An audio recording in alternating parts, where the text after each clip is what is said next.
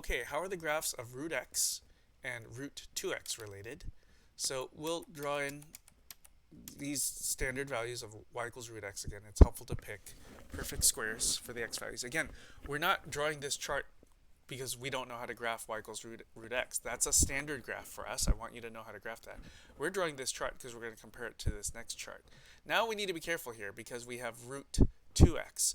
So I'd like to pick x values which are half of a perfect square, because whatever you plug in for x is going to get multiplied by 2, and we want 2x to be a perfect square. So I've picked x equals 0, you get y equals 0. When you pick x equals 2, you have root 4, which is going to be 2.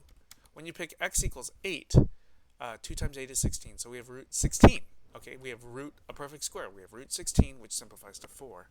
When you plug in x equals 18, you have 2 times 18 is 36 inside the radical. So you have a root 36. Okay, that's good. We have a root perfect square. We have root 36, which simplifies to 6. So this table is a lot shorter, but the thing I want to notice is the following.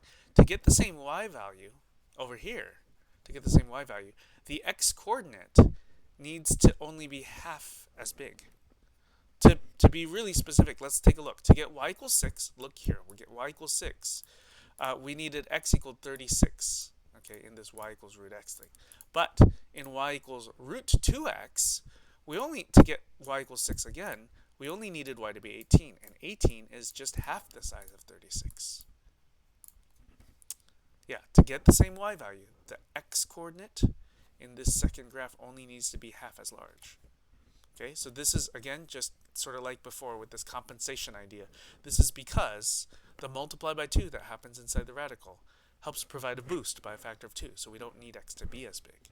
X only needed to be 18 in order to get the same y value. So what do you do, based on what we just saw, what do you do to the graph of y equals f of x in order to get the graph of y equals f of c times x? You should compress horizontally by a factor of c.